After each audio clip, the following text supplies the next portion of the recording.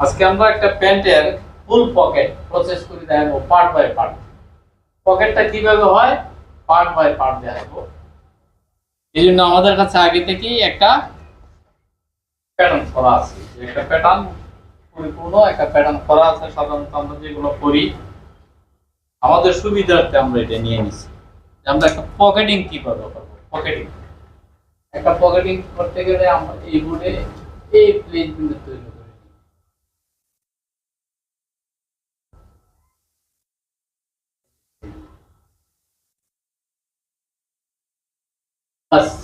আমাদের এতটুকু দরকার। এতটুকু দরকার হওয়ার পরে আমরা পকেটিংটা কিভাবে নিতে পারি, কতটুকু নিতে পারি পকেটিং। এই জায়গাটা যাবে আমাদের সেলাই অ্যালাউন্স।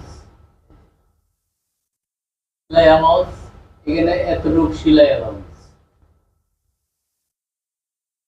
এখান থেকে আমাদের একটা সেলাই থাকে 3 সিএম, 2.5 সিএম থাকে একটা সেলাই। একটা সেলাইয়ের একটা দাঁড় দিয়ে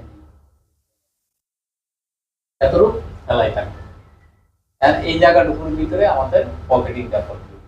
বাচ্চা মাল 8 সাইজ, 8 বছরের একটা বাচ্চার পকেটটা, 8 বছরের একটা বাচ্চার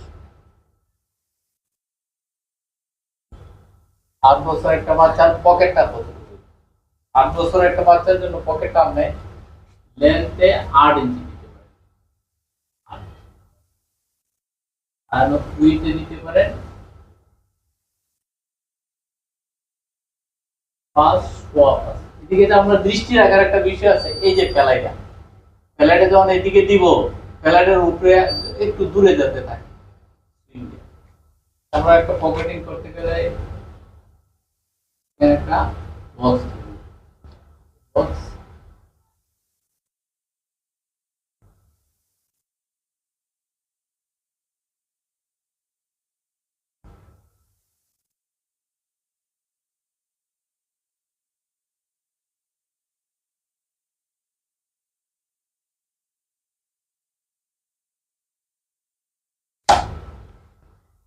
এটি আমাদের মূল পকেটিং।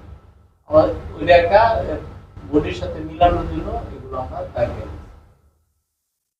আমাদের পকেটিং আর পকেটিং যেটা আমরা করি সাধারণত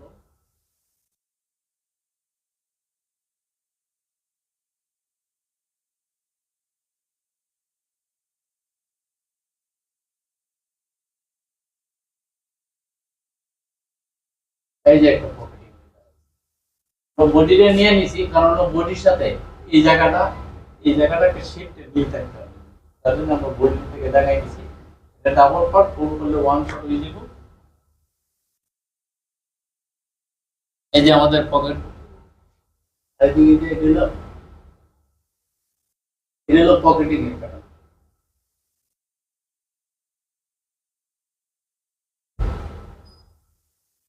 এখন আমাদের কাছে একটা করা পকেটিং আছে। এটা আমি কেমনে করছি এটা দেখাইছি। আমাদের কাছে অলরেডি করা একটা পকেটিং আছে।